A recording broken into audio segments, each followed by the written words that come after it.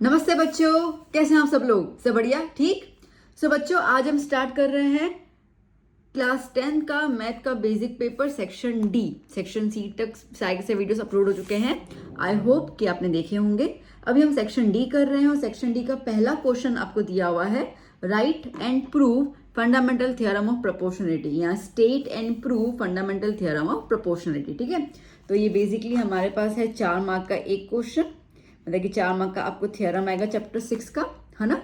अब इसके अंदर हमें सबसे पहले आपको लिखना होता है एम। क्या लिखना रहेगा? एम। ठीक है, ओके। अब एम मतलब कि स्टेटमेंट जो आपको लिटरली लर्न करना है।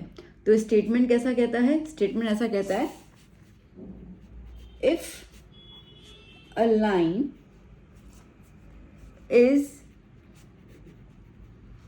Parallel to a side of a triangle। अब इसमें अपना स्टेटमेंट नहीं बना पाएंगे, जो आपको बुक में दिया ना वही लिखना। Okay, so if a line is parallel to the side of a triangle which intersects the other two sides,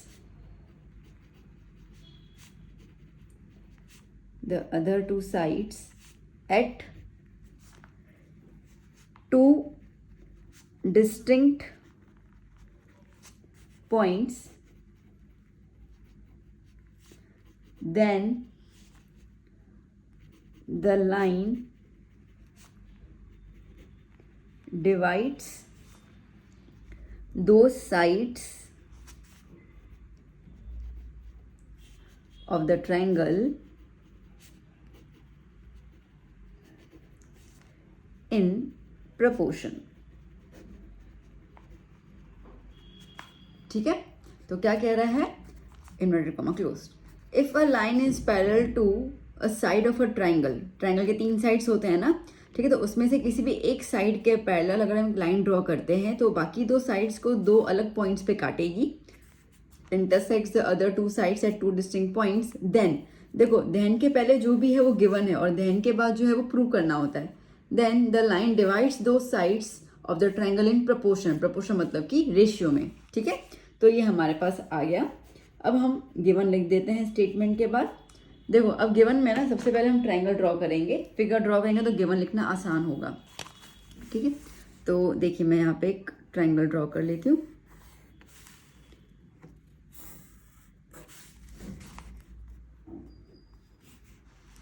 okay, yup, ठीक है। तो ये रहा मेरा ट्रायंगल, ABC नाम दे रही हूँ मैं यहाँ पर। ठीक है, तो साथ साथ में लिखते जाएंगे यहाँ पे, late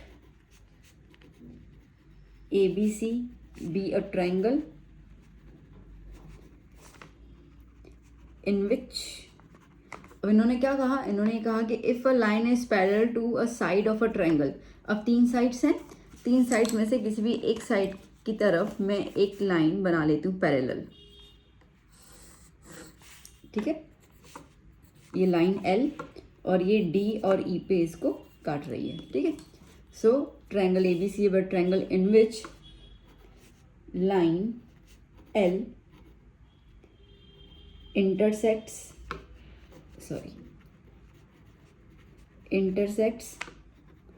AB and AC at D and E respectively. ठीक है, तो AB और AC को D और E पे वो काट रहा है।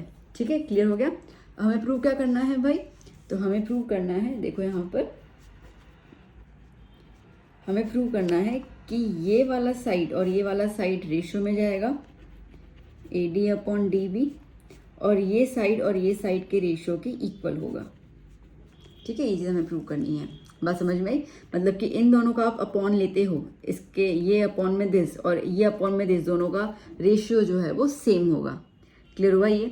जैसे फॉर एग्जांपल कि ये 2 सेंटीमीटर है, ये 4 सेंटीमीटर है, ये 3 सेंटीमीटर, ये 6 सेंटीमीटर है, मान के चलो। ठीक है, तो AD अपॉन DB मतलब कि 2 अपॉन 4, AE अपॉन EC मतलब कि 3 अपॉन 6। ठीक है, तो 2 1 जा 2 2 जा 3 1 जा 3 2 जा, काटने के बाद आंसर क्या आया, 1/2 1/2 आया ना, मतलब कि दोनों का रेशियो कैसा आया, सेम आया। तो दोनों का रेशियो कैसा है, सेम आया, ये हमें प्रूव करना है।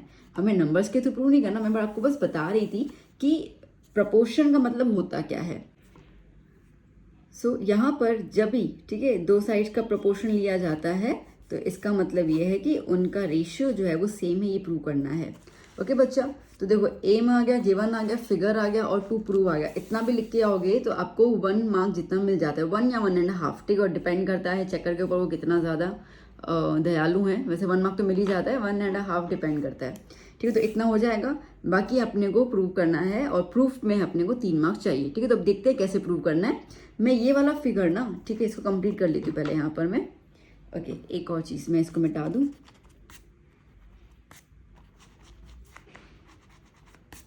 ठीक है, फिर आप ना ये भी लिख के आ जाओगे, ठीक है। अब इसमें एक और चीज़ करनी है, क्या करनी है, हम थोड़ा कंस्ट्रक्शन कर लेंगे। तो हम लोग यहाँ पे एक बना लेते हैं, लेट्स से ये बन गया मेरा M, ओके, और ये परपेंडिकुलर, ये आ गया मेरा N, ये परपेंडिकुलर, और साथ साथ में हम लोग ज्वाइन कर लेते हैं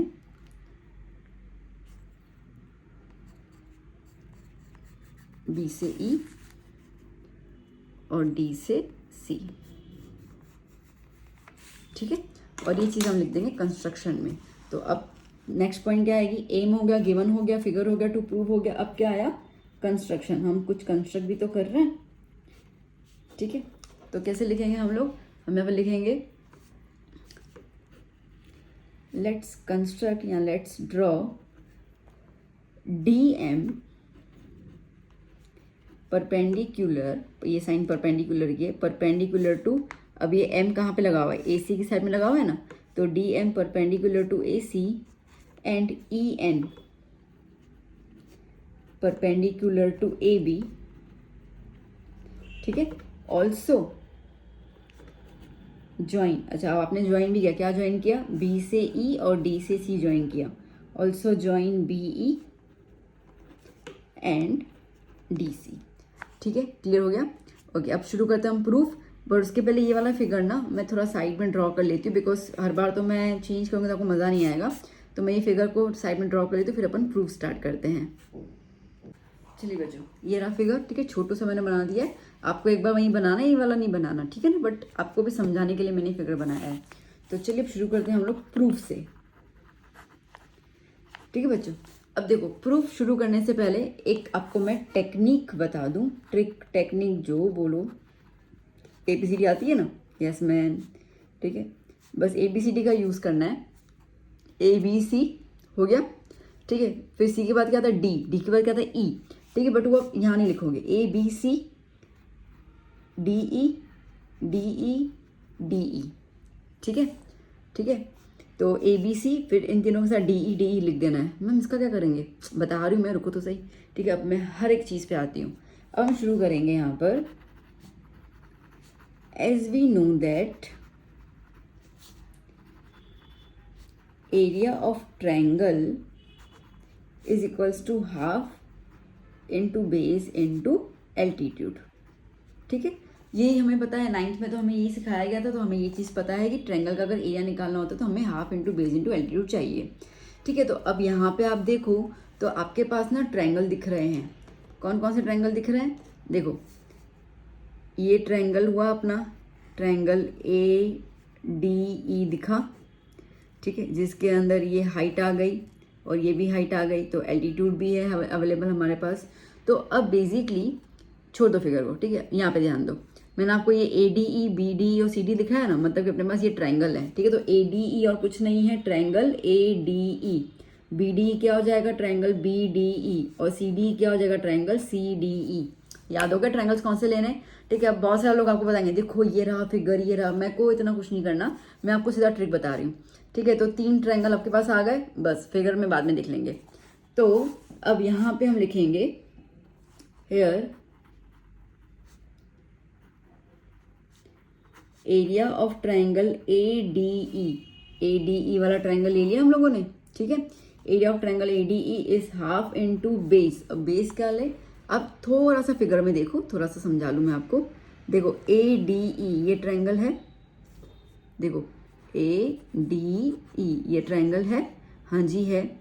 अब इसके अंदर ये रहा हाइट। देखो हम लोग 9th में जब ट्रायंगल देखते आते तो क्या करते थे हम लोग, ये ट्रायंगल हुआ और एक वर्टेक्स से जब अंदर की तरफ लाइन ड्रॉ करते थे उसको हाइट बोलते थे, ठीक है। नहीं तो बेसिक चीज़ पता है ना, बस वही तो चीज़ है, ठीक है। वही तो चीज़ है कि हम लोगों को यहाँ पे ट्रायंगल ADE दिया हुआ है और ये E से क्या आ रही है बच्चा, हाइट आ रही है, ठीक है। ये सॉरी DM ना, हाँ ठीक है। पहले वाला ले लेते हैं DM, कुछ भी लो फर्क नहीं पड़ता, ठीक है। पहले हम ये लेते हैं, तो ये क्या हो गई, हाइट आ गई यहाँ पर। एक DM हाइट है और एक EN हाइट है, दो हाइट है ना हमारे पास, ठीक है। अपने सबसे पहले हम क्या लेते हैं, EN वाली हाइट ले लेते हैं। क्या लेते हैं हम लोग, EN वाली हाइट ले लेते हैं, ठीक है। समझ आ रहा है।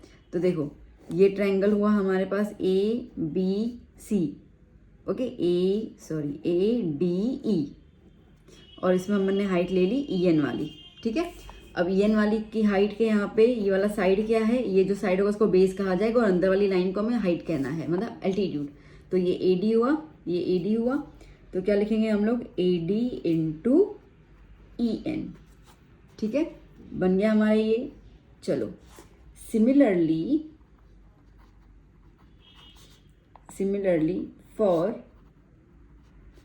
एरिया ऑफ ट्रायंगल, अब AD ट्रायंगल यूज हो गया, अब क्या ट्रायंगल यूज करना है अपने को, BDE। क्या यूज करना है, BDE। Similarly for triangle BDE is equals to half into, ठीक है। अब ना देखो यहाँ पर ये रहा BD, ये रहा BD, ठीक है।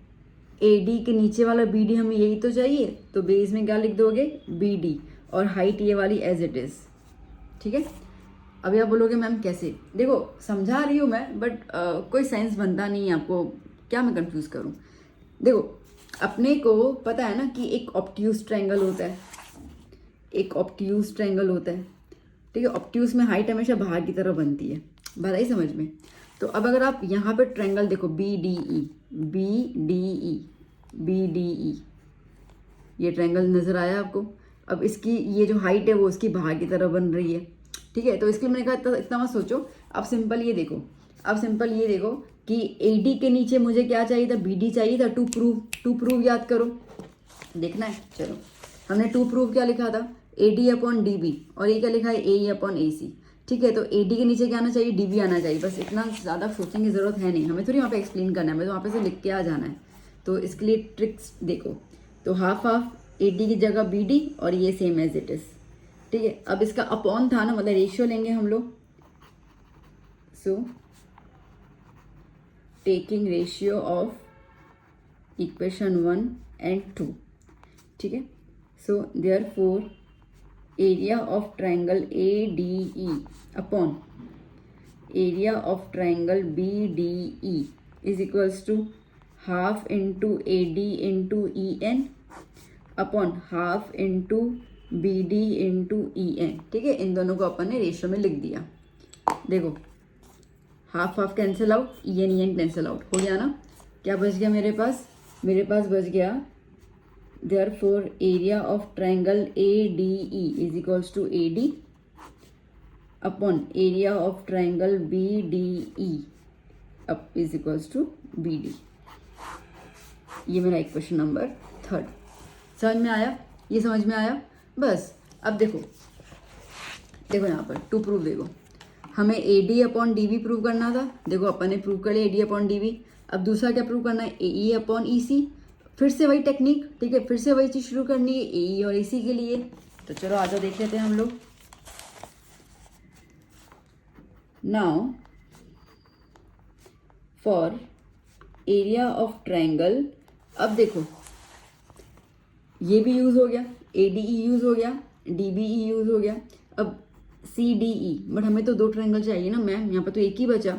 ADE जो है वो डुप्लीकेट का रोल प्ले कर रहा है, ठीक है। तो वरुण धवन का जो डुप्लीकेट है ना वो, तो उस तरीके से ADE 2 बार आया, एक बार यहाँ पे आया, अब एक बार नीचे की तरफ आ जाएगा, ओके। सो यहाँ पे क्या हो जाएगा फिर से ADE, so for area of triangle ADE half into base. Okay, अब देखो बच्चा जी, ये रहा मैं ट्रायंगल ड्रॉ कर रखा था। तो अब ये AD में दो एल्टीट्यूड्स है ना, ये EN वाला तो अपन ने यूज़ कर लिया, अब ये वाला यूज़ करना है DM वाला। और इसके लिए बेस क्या हो जाएगा AE, बेस क्या हो जाएगा AE। तो AE बेस हो गया और हाइट क्या हो गया DM, हाइट क्या हो गया DM। ठीक है, ये number 4। Similarly for area of triangle CDE, ला CD बचा था ना।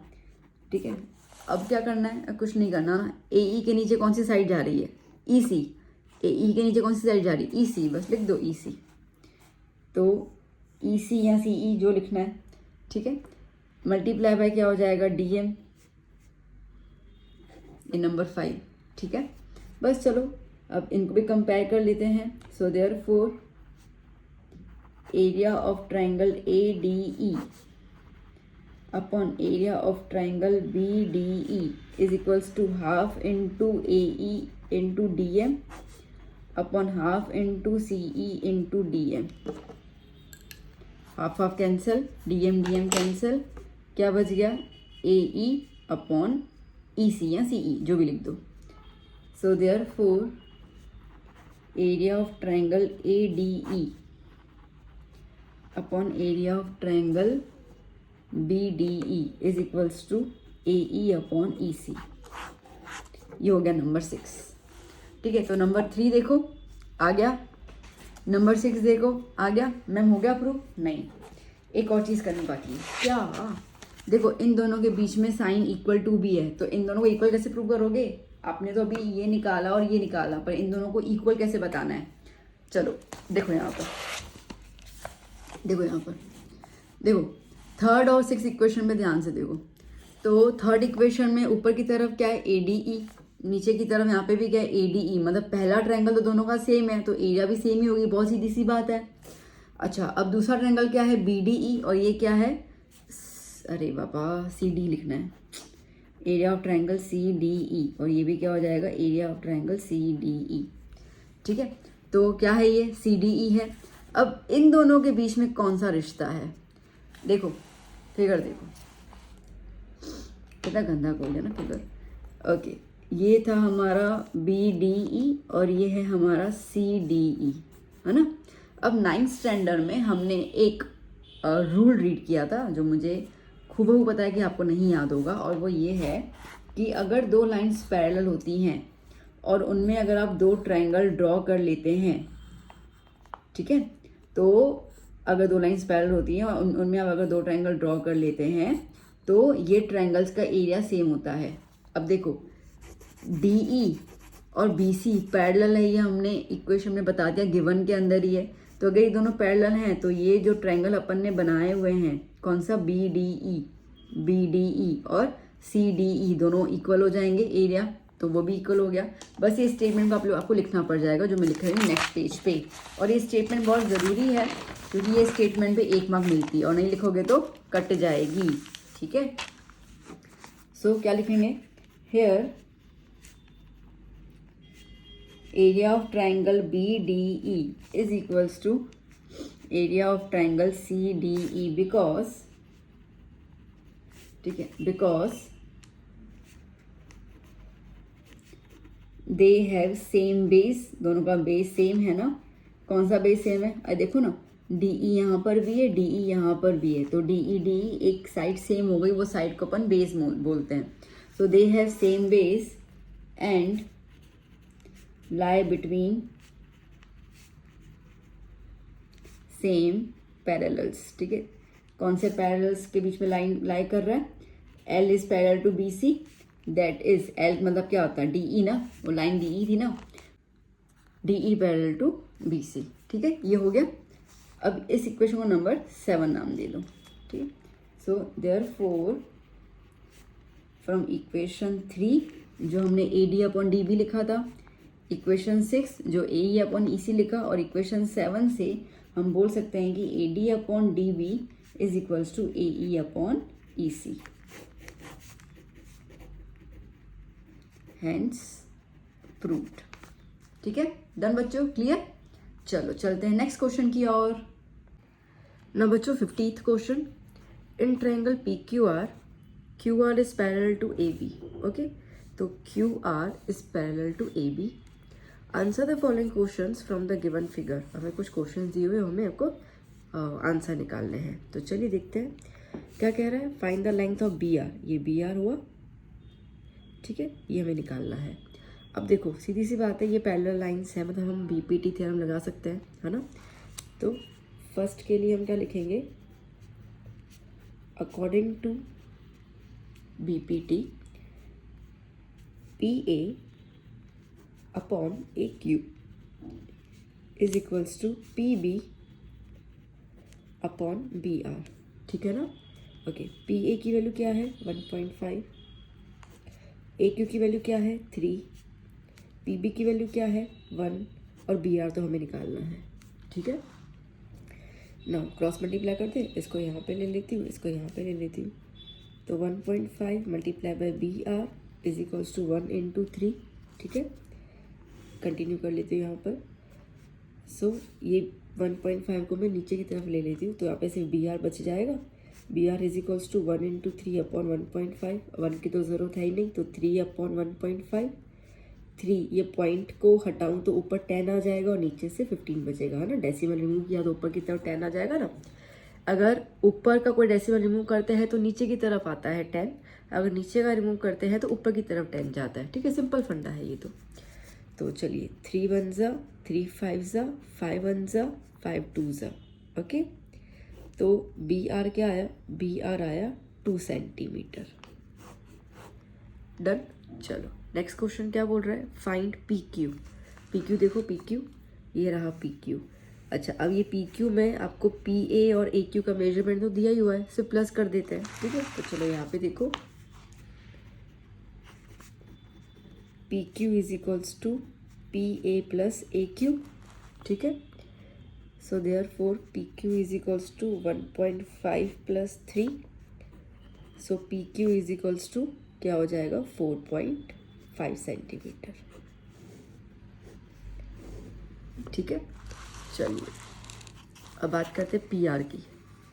PR, अब अगर ये रहा PR, तो PB दिया हुआ है 1 और BR हमने निकाला राइट नाउ 2, ठीक है। तो 1 + 2 कितना 3, ऑन द स्पॉट हो गया। तो चल यहाँ पे देख लो, PR is what, PB plus BR। PB 1 centimetre दिया हुआ है, BR हमने 2 निकाल दिया, तो कुल मिला के कितना हो गया 3 सेंटीमीटर, ठीक है ना। Fourth, which triangle is similar to PAB। PAB के सिमिलर कौन सा ट्राइंगल है। अब आप देखो, खुद देखो, अगर हम बात करते हैं यहाँ पर तो आपको 2 ट्राइंगल नज़र आ रहे होंगे, एक ये छोटू वाला PAB और एक बड़ा वाला PQR, है ना। तो यही तो सिमिलर होगा। अच्छा, अब कैसे सिमिलर होगा, तो देखो सीधी सी बात है, यहाँ पे आपको साइड्स दिए हुए हैं तो उनके रेशियो हम लोग ले सकते हैं, ठीक है। तो देखो छोटू के लिए PA ले लेते हैं यहाँ पे, which triangle is similar to PAB से पूछा है ना, हम लिख सकते हैं डायरेक्टली, ठीक है। तो PAB is similar to triangle PQR, ठीक है।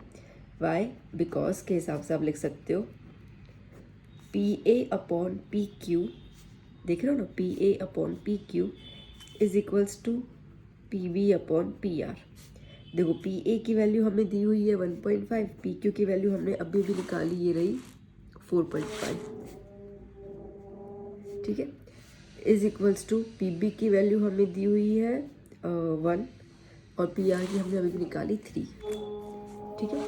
देखो अब इसको हटा दो, डेसिमल रिमूव कर लो, तो दोनों के पास एक एक ही डेसिमल है तो डायरेक्टली हटा दिया। तो 15/45 इज इक्वल्स टू 1/3, 15 1 ज़ा, 15 3 ज़ा, तो क्या आया 1/3 इज इक्वल्स टू 1/3 आया, okay.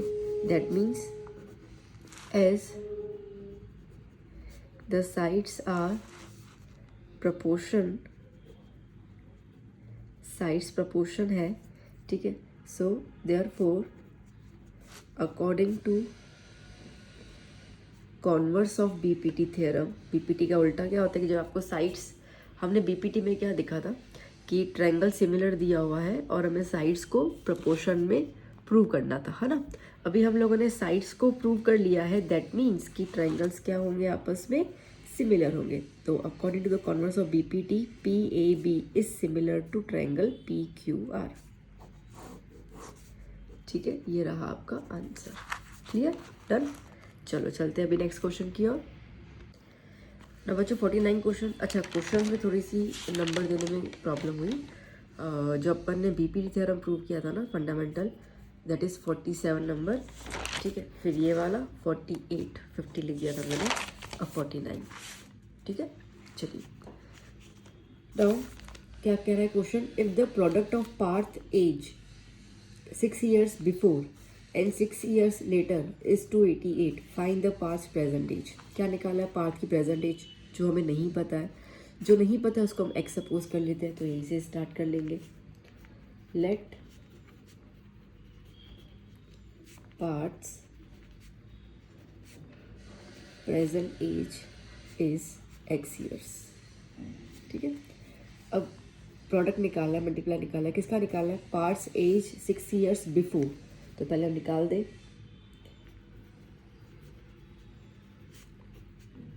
Before 6 years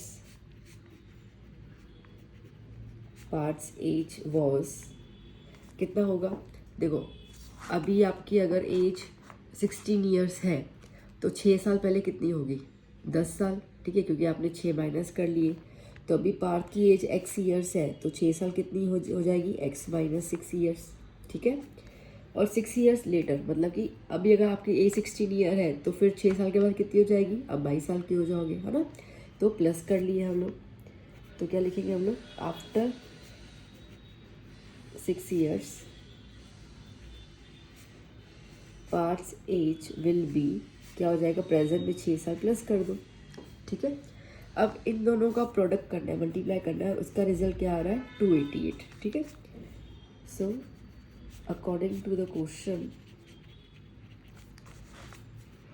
x minus 6 और x प्लस 6 मिला के कितना आ रहा है, 288। ठीक है, तो चलो इसको सॉल्व कर लेते हैं। सॉल्व कैसे करेंगे अपन, देखो ये a है, इसको a मान लेते हैं, इसको b मान लेते हैं, तो ये भी क्या हो गया a और ये क्या हो गया b। यहाँ पे साइन क्या है माइनस, यहाँ पे साइन क्या है प्लस, तो देखा जाए तो ये a minus b a plus b का फॉर्म बनना। a minus b a plus b का फॉर्मूला क्या होता है, a square minus b square, है ना। ये तो अपन ने 7th 8th में देखा था। तो ए स्क्वायर माइनस बी स्क्वायर, तो a की जगह क्या लिख दूँ मैं, एक्स स्क्वायर, माइनस b की जगह क्या लिख दूँ, 6 स्क्वायर इज इक्वल्स टू 288। ठीक है, तो चलो, तो एक्स स्क्वायर माइनस 6 का स्क्वायर कितना हो जाएगा, 36 is equals to 288। So therefore इसको वहाँ पे ले लो, तो x square is equals to 288 plus 36, plus कर लें, 288 को 36 के साथ प्लस कर लेते हैं, 4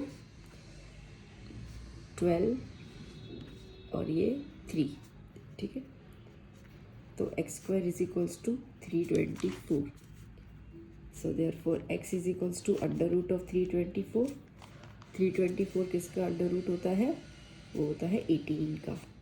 ठीक है, तो अभी प्रेजेंट एज कितनी है पार्थ की, 18 years। ओके,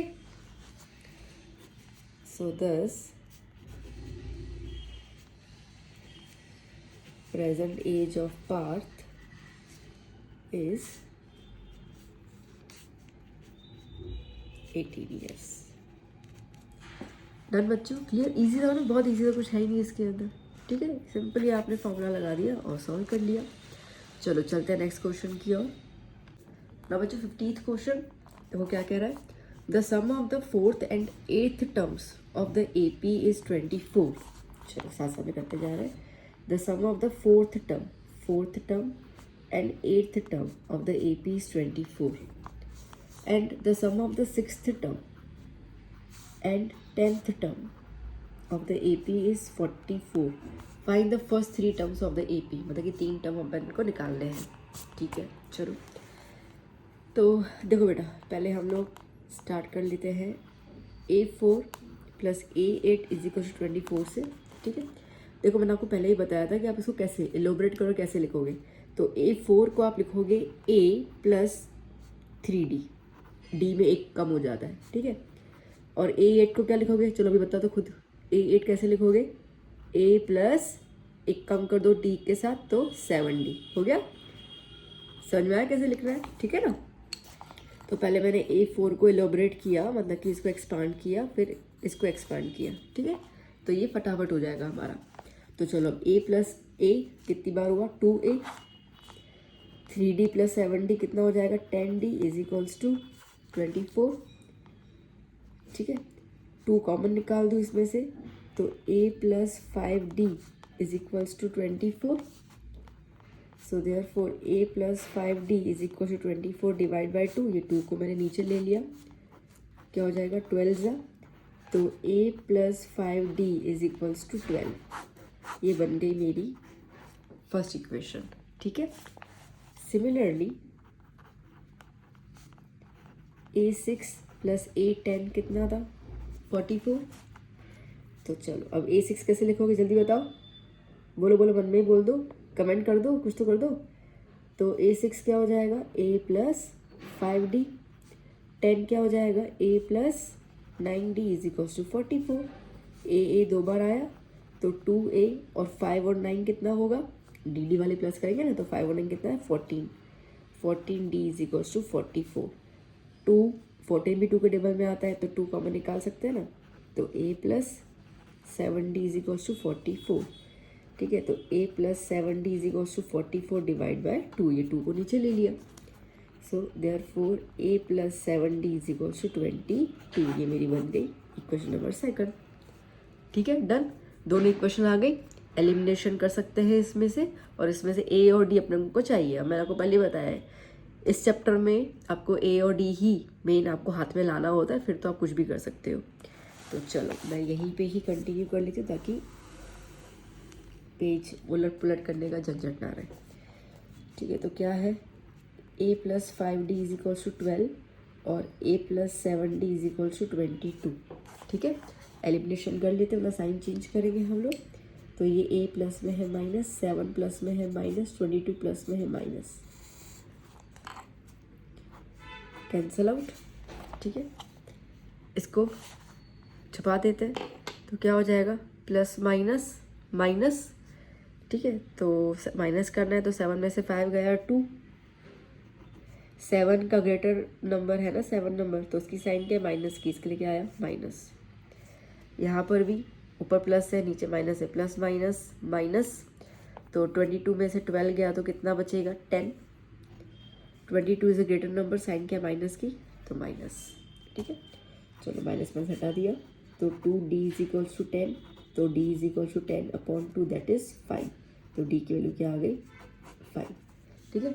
अभी D की वैल्यू आप इनमें से किसी भी इक्वेशन में आप डालोगे तो आपको A मिल जाएगा ना। A plus 5D is equals to 12, तो A प्लस 5D की जगह पर भी 5 लिख दूँ, तो A प्लस 25 है ना, 5 5 तो 25 इज इक्वल्स टू 12। तो A is equals to 12 minus 25, तो A इज इक्वल्स टू कितना बचेगा, 13 माइनस 13, ओके। तो नाउ हमें AP के 3 टर्म बोले ना निकालने के लिए, तो एक तो A माइनस 13, अपना फॉर्मूला क्या होता है, अपना फॉर्मूला ऐसा होता है ना, A प्लस D और A प्लस 2D, 3 टर्म निकालना है। तो A में D प्लस कर लेते हैं हम लोग, D कितना है 5 है और A कितना है 13 है, तो माइनस 13 प्लस 5 कितना हो जाएगा, माइनस 8 हो जाएगा, ठीक है। तो कितना आया, माइनस 8। अब माइनस 8 में प्लस 5 करो तो कितना आएगा, माइनस 3। तो दूसरा टर्म क्या आया, माइनस 3। तो 3 terms are minus 13, minus 8 and minus 3, ठीक है, सिंपल। चलिए नेक्स्ट क्वेश्चन। ना बच्चों 51 number question, the following table gives the literacy rate in percentage in 35 cities, ठीक है। तो 35 सिटीज़ है, उनमें कितना कितना लिटरेसी रेट है वो दिया हुआ है इन लोगों ने, ठीक है। तो find the median of the literacy rate, in short क्या निकालना है, मीडियन निकालना है। तो एक बार देख लो कि सारी कंटिन्यूटी में है, हाँ है, 55 55 65 65, तो दैट मीन्स कि ये पोर्शन तो बिल्कुल क्लियर है, कंटिन्यूटी में है। अच्छा एक बार ये देख लो किस तरीके से 3 10 11 8 3, तो ये आपको फ्रीक्वेंसी दिया हुआ है। अब हमें मीडियन के लिए सबसे पहले निकालना पड़ता है CF, क्यूमुलेटिव फ्रीक्वेंसी। तो ये पूरा ब्लैक पेन से लिखा मैंने, कंप्लीट क्वेश्चन है। अब मैं ये टेबल दोबारा नहीं बना रही, मैं यहीं पर ही CF बना देती हूँ, ठीक है। तो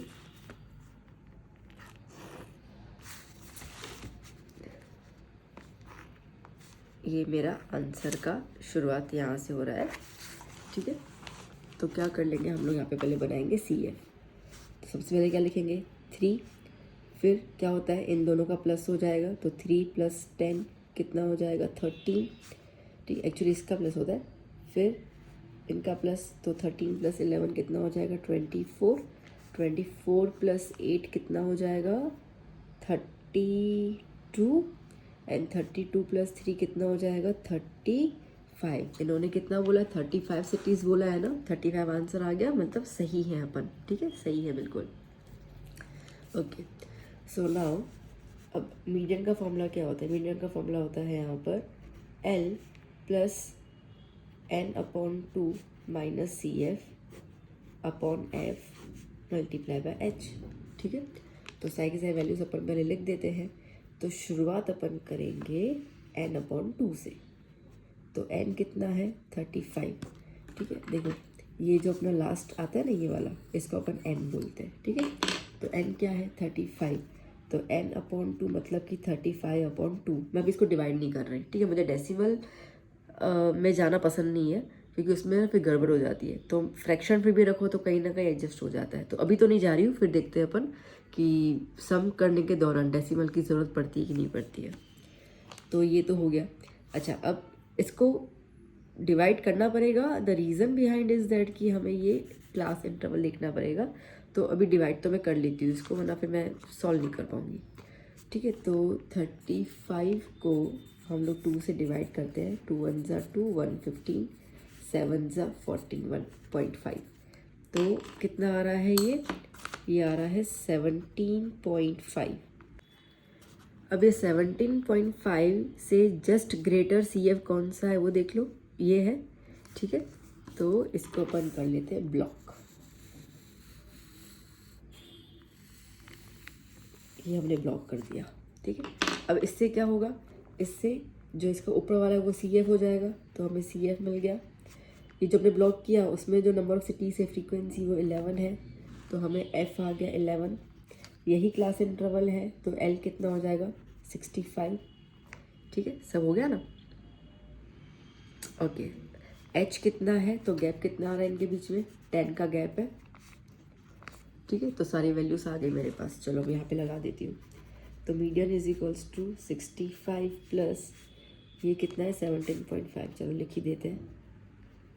CF कितना है 13, F कितना है 11 और H कितना है 10, ठीक है। तो 65 + 17.5 - 13 करेंगे तो 4.5 बचेगा अपॉन 11 × 10, ठीक है। तो 65 प्लस ये डेसिमल हटा दो तो अपॉन में 10 आ गया, मल्टीप्लाई बाय 10, 0 0 कैंसिल। 65 + 45 अपॉन 11, ठीक है। तो चलो इसको डिवाइड कर लेते हैं हम लोग। 11 4 = 44, 1.0। अभी भी नहीं कटेगा तो 0 लगा देते हैं, 0 9 = 99, ठीक है। बस आ गया ना, 2 डेसिमल काफ़ी है। तो 65 + 4.09, तो कितना हो जाएगा 69.09।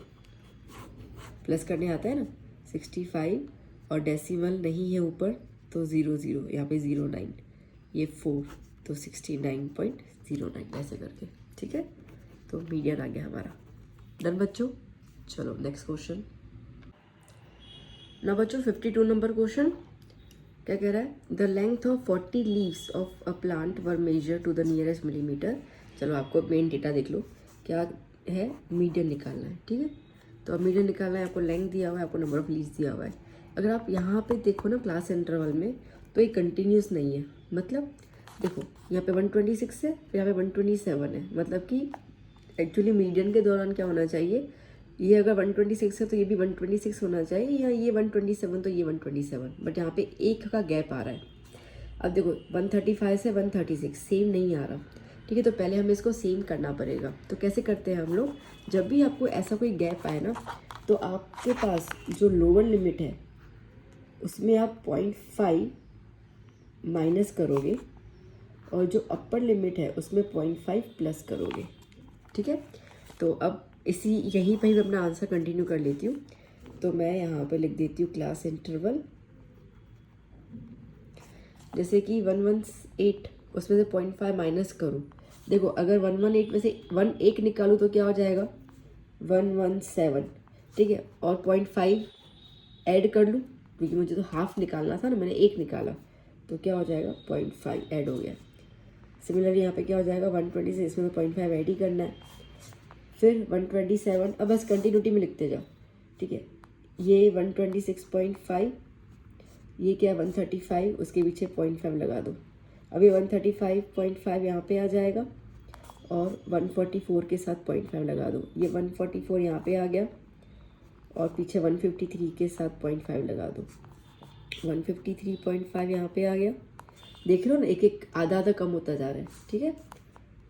और ये 162.5, 162.5 के साथ 171.5, 171.5 के साथ 180.5, ठीक है, दैट्स इट।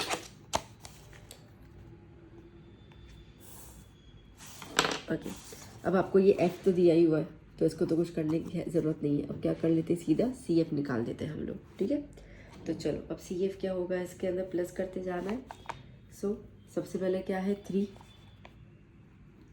ठीक है, फिर 3 और 5 को ऐड कर लो 8, फिर 8 और 9 को ऐड कर लो, पता है ना ये नंबर जो आता है उसके बाद का नंबर के साथ प्लस करने का। तो ये हो गया 17, 17 प्लस 12 29, 29 प्लस 5 34, 34 प्लस 4 38, 38 प्लस 2 40। देखो इन लोगों ने हमें बोला भी था द लेंथ ऑफ 40 लीव्स, आ गया 40, तो ये सही है, ठीक है। चलिए अब मीडियन निकालना है, तो पहले फॉर्मूला लिख देते हैं, L plus n upon 2 minus c f upon f multiply by h. सारे वैल्यूज यहाँ पे लिख देते हैं हम लोग। सबसे पहले n कितना है 40, ये n था हमारा, तो n अपॉन 2 कितना हो जाएगा 40 अपॉन 2 दैट इज़ 20, ठीक है। अब जैसे ही n अपॉन 2 आया, इससे just greater number c f में देखना है, जस्ट ग्रेटर। तो 20 के बाद का नंबर कौन सा है 29 दिखा, चलो ब्लॉक कर दो इसको।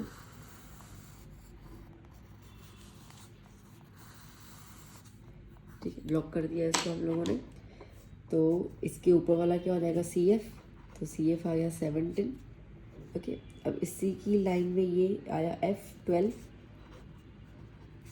ये हमने लिमिट्स निकाल दी ना, तो ये वाली क्या हो जाएगी लोअर लिमिट। तो एल कितना आया 144.5, और कुछ बाकी रह गया एच का कितना गैप है देख लो, तो एच का गैप आपको मिलेगा 9 का गैप मिलेगा, है ना, माइनस कर लेना पता चल जाएगा। जैसे कि 153.5 में से हम लोग माइनस कर लेते हैं 144.5, 0 41900, तो 9 का गैप आया, ठीक है। तो चलो वैल्यू सप्लाई कर लेते हैं। L 144.5 plus n upon 220, c f कितना है 17, एफ कितना है 12 और एच कितना आया 9, सब लगा दिया। 144.5 20 माइनस 17 3 अपॉन 12 इंटू 9, 3 1 ज़ा 3 4 ज़ा 144.5 plus 1 upon 4 multiply by 9, that is 144.5 plus 9 upon 4 हो जाएगा, ओके। तो 144.5 प्लस 9 को 4 से डिवाइड करें हम लोग, तो हमें मिलेगा यहाँ पे 2.25, कर लेना डिवाइड, ठीक है।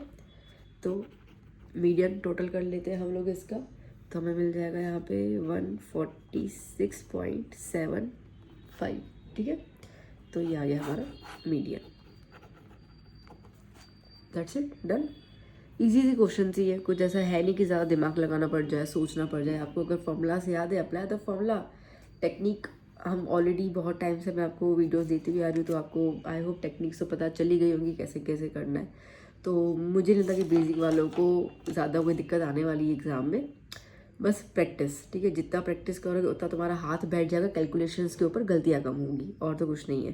बाकी बेसिक वालों के लिए 80 on 80 स्कोर करना एक्चुअली देखा जाए तो बायात का खेल है। अगर बच्चा ढंग से प्रैक्टिस कर लेना, अभी भी अगर तुम उठ जाओ नींद में से और अगर ये 2 महीने भी आप प्रैक्टिस कर लो ना, दिसंबर जनवरी, तो आपको कोई रोक ही नहीं सकता है कि आप 65 से कम लेके आओ।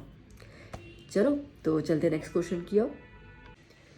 ना बच्चों 53 number question, if a card is drawn from a deck of 52 cards then find the probability. ठीक है, चलो टोटल कार्ड्स कितने हैं? 52। अब क्या क्या निकालना शुरू करते हैं। सबसे पहले बोला है अ रेड किंग, मतलब कि a king of red colour से, ठीक है।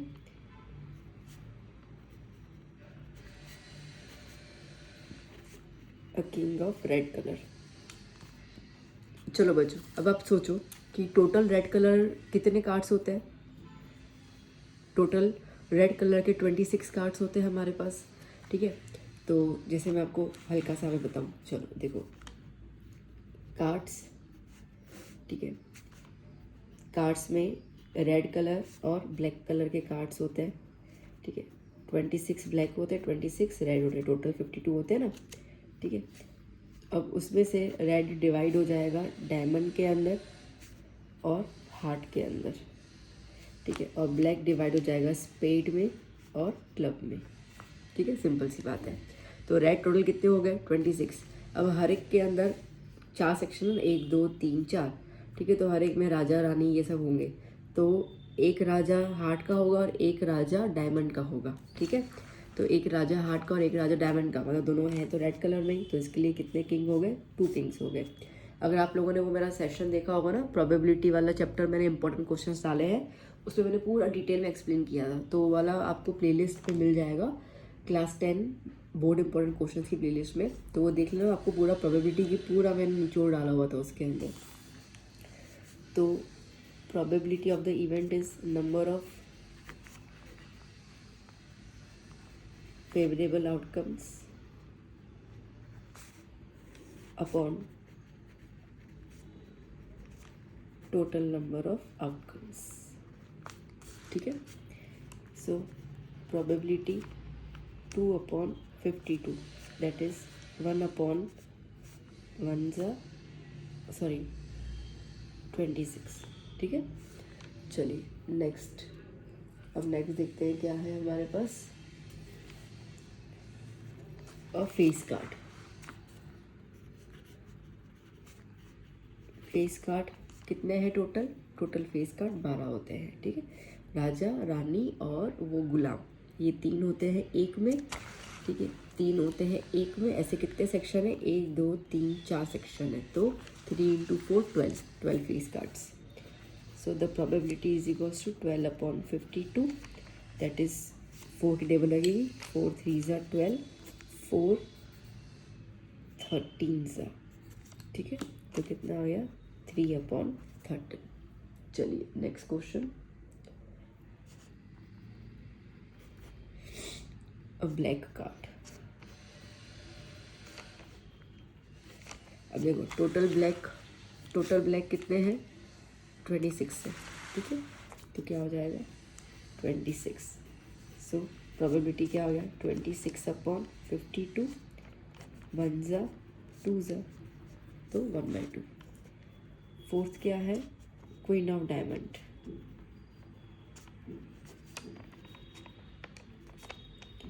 अब डायमंड में तो एक ही क्वीन होगी ना, ठीक है, तो इसके लिए 1 आ गया। So the probability is equals to 1 upon 52, ठीक है, done. So that is all about the 53 number question. अभी हमारे पास लास्ट क्वेश्चन रह गया और फिर आपका मैथ्स का सैम्पल पेपर सॉल्यूशन पूरा का पूरा कंप्लीट बेसिक वालों का, ठीक है। ओके बच्चों, चलिए last question of the D section. A box contain 90 disc which are number from 1 to 90। चलिए तो 90 डिस्क टोटल, ज़्यादा क्वेश्चन रीड करने की ज़रूरत नहीं, मेन पॉइंट्स रीड करो। Total disc 90। अब क्या क्या निकालना है, आ जाओ फर्स्ट नंबर पे। Find the probability that it has a 2 digit number. A 2 digit number. अब देखो 90 टोटल डिस्क है, 1 से लेकर 90 तक नंबर्स दिए हुए हैं, ठीक है। तो 1 से लेकर 9 तक के जो नंबर्स हैं वो सिंगल डिजिट हो जाएंगे और 10 से लेकर 90 तक डबल डिजिट, ठीक है। तो इसका मतलब कि जो 9 नंबर हैं वो निकाल दें हम लोग।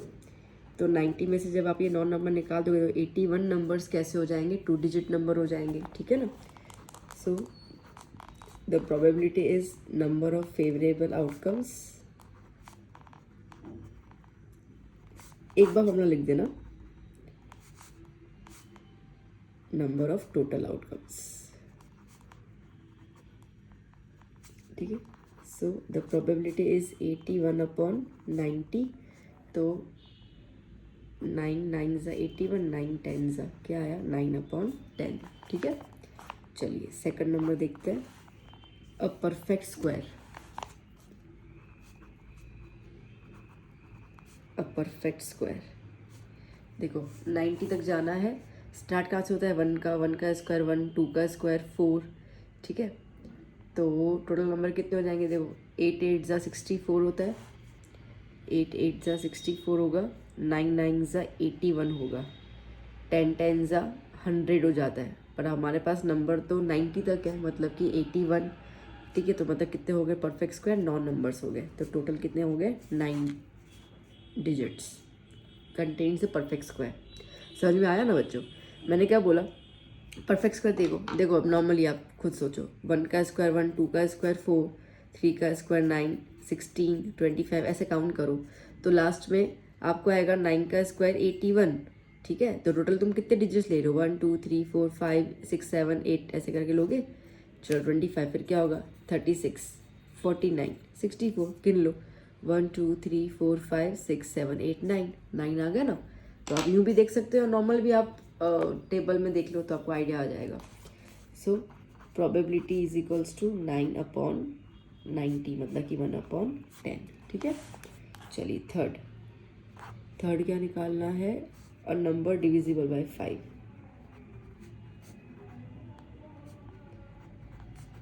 फाइव से डिवाइड होने वाला नंबर। देखो अब आप खुद सोचो, हमें 90 है, ठीक है। 90 को आप 5 से डिवाइड कर दो, 5 1 ज़ा 5, 4 80, मतलब कितने डिजिट्स पे वो डिवाइड हो रहा है, 18 पे हो रहा है। टोटल आंसर कितने हो जाएंगे, मतलब कि 18 डिजिट्स हैं जो डिवाइड हो रहे हैं। सिंपल सी बात है, ठीक है। जो लास्ट नंबर है उसमें डिवाइड कर लिया, पता चल गया। सो द प्रोबेबिलिटी इज 18/90, ठीक है। 9 2 ज़ा 9 10 ज़ा 2 1 ज़ा 2 5 ज़ा कितना आया 1/5। चलिए फोर्थ, अ परफेक्ट क्यूब। अब क्यूब स्टार्ट कीजिए, देखो जैसे 1 का क्यूब 1 होता है, 2 का क्यूब 8 होता है, 3 का क्यूब 27 होगा, 4 का क्यूब 64 होगा, 5 का क्यूब 125। अभी तो 90 से ज़्यादा हो गया तो इसको तो लेंगे नहीं। तो कितने आ गए 1 2 3 4, ठीक है। 4 क्यूब आ रहे हैं परफेक्ट में। तो प्रोबेबिलिटी क्या आ गया 4/90, 2/45, ठीक। कैसे देखो 2 2 ज़ा 4, 2 45 ज़ा 90, ठीक है। डन। सो बच्चा पार्टी यहाँ पे आपका सेक्शन डी कंप्लीट हो जाता है। तो चलिए अभी हम लोग बाकी सारे सब्जेक्ट्स की तरफ चलेंगे। अब तब तक ये प्रैक्टिस कर लीजिए and do share this video with your friends. हम मिलते हैं नेक्स्ट वीडियो लेक्चर में। Bye bye, take care.